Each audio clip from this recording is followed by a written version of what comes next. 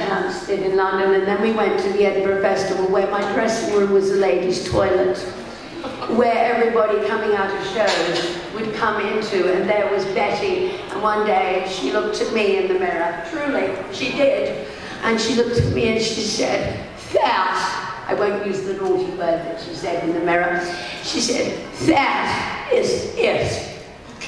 I'm done." And she was. And I said, "That's it, I finished that show." But I also recorded a play that I did in America for a short time in LA, and then in New York. I recorded Not a Well Woman for Big Finish, which I wrote. I did. With a pencil. I did, because I can't see computer screens. And I didn't have iPads and things, so I wrote the whole thing by hand. And when I came back from America, I put it in the cupboard in my girlfriend's bathroom. And eventually I thought, you know what? This is unfinished business. So I went into my girlfriend's bathroom cupboard, dragged out the original script. I called Nick Briggs and David Richardson. I said, "Listen, I'm going to make you a nice slice of cake and a cup of tea. And then I'm going to read something to you, and if you like it, cool. If you don't, we'll never talk about it again. But you'll have a nice slice of cake." And so I got about 14 pages and then dropped the whole thing on the floor, and I said, "But it doesn't matter, I don't write in order.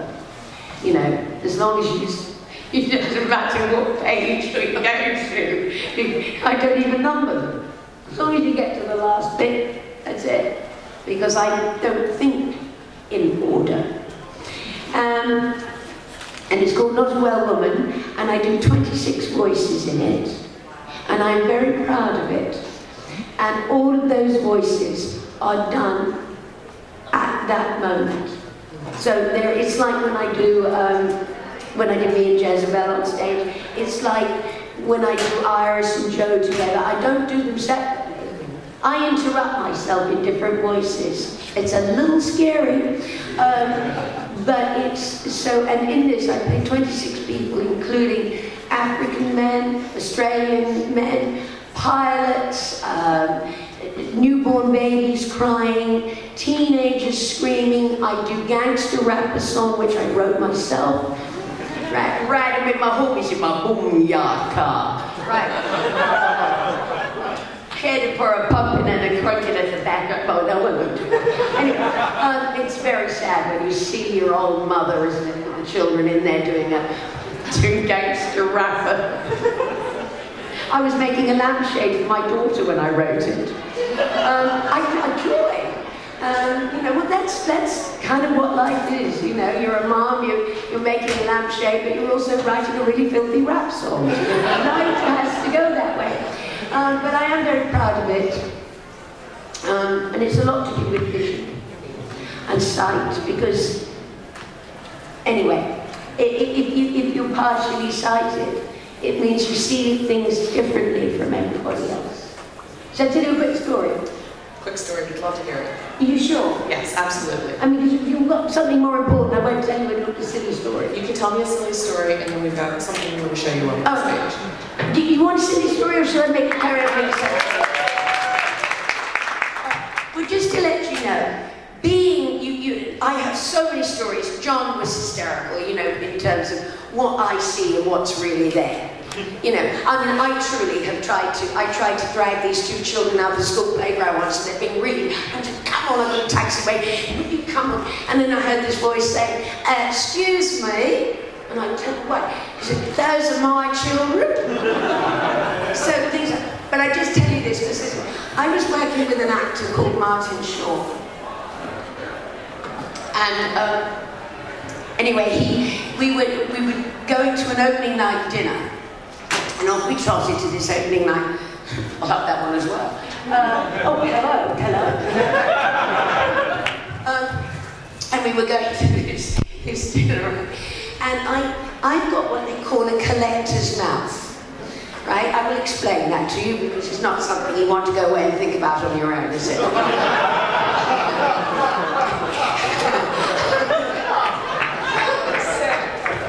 It means if I have a cup of patchy, you know, I look like a rabid dog. You know, I don't know what it is, it just collects. So I thought, before I go in, all the press were there, right? I thought, you are so lovely, you're so kind to me, thank you. Anyway, I thought, before I go in, I'll just make sure, because, you know, I had the lip gloss on, and you know how they say the lip gloss. So I went out, and it was really windy, this sort of wind came up, and I could feel this sort of, you know, I thought, oh, the leaves from the gutter, you know, cigarette ends, it'll all be stuck to my lips, won't they? You know, and I'm going to go in and nobody's going to tell me, and there's all the press there and rah, rah, rah. Because Martin was a very famous actor. So, I go into the thing, I thought, right, I'll just get into the ladies' room, clean up, right? Go in, no mirror. No mirror anywhere, you know? Nope. Anyway, so, and I tried looking in the taps, but then I just looked like Mick Jagger, blown up into huge. And so finally I thought, okay, well, I'm going to clean up here myself, you know what I mean, darling? So, now who am I going to use? Okay. Yes. So, I went out of the ladies' room, and I thought, oh, thank you. A beautiful arched mirror.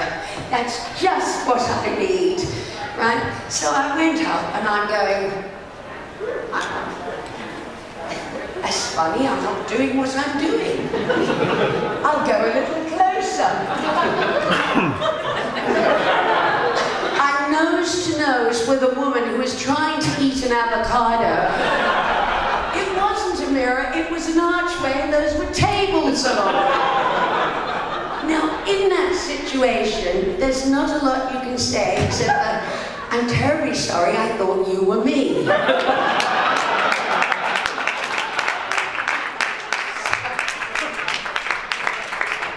that's not it, there's more. I swear this is true. Anyway, so we go in, and everybody's kind of going, ha ha ha, you know, love it. And Martin said, oh yes, I'm going to work with this woman, and I'm pretending that I've terribly abused myself. I'm not, I'm actually embarrassed and I'm sweating and I'm, you know, really mortified. Anyway, so then they said, well, we'll just say cheers, and let's drink to Katie's myopia. I picked up the glass, this is the 80s, and I picked up this glass. And as I did that, I felt something go up my nose. Now, there's a lot of room up there.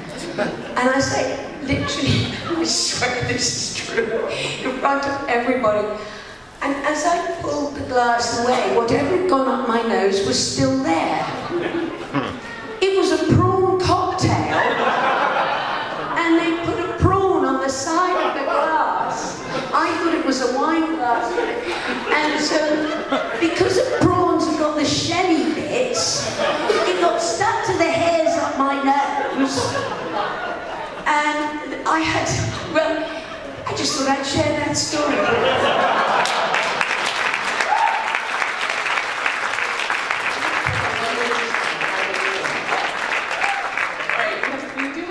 Quickly to bring this all back to Doctor Who, something we want to talk about. Yeah, I'm sorry, that was totally... No, we can talk about Doctor Who anytime. This is good stuff. One of our sound... just stay here, we won't stick anything up your nose, I promise. Our lovely... Our lovely sound technician and soundboard person, Scott, has made something that you might find familiar. Steve! I'm so sorry, Scott, Steve. What are you doing there? Oh, Steve's going to do something. Well, Steve made this, and we wanted to... See, quick memory. Yeah, we did.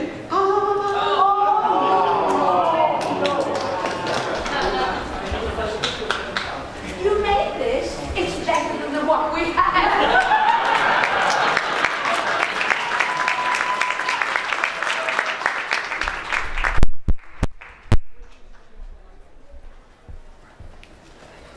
Short-sighted actress on set. Oh, no, they do. Oh, Steve, this is brilliant. I want one. You can put it in the in your dining room. This was called television. It might have been, and it was Dr. Summers, Dr. Summers. Isn't it that one, isn't it? That was an incredible, rather violent few episodes, if I seem to remember, you know, with all those prisoners and stay out. I really admire them. Do you think they're trying to tell me something? It might be being buzzed off because we. I think we need to give a round of applause to Steve and the camera machine.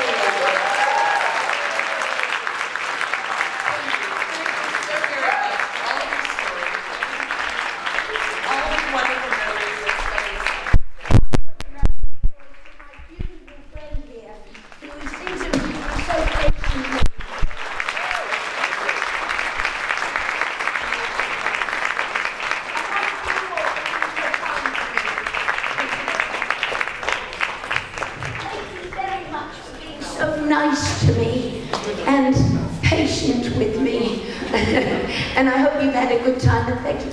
I just love coming to conventions. It makes me so happy, you know.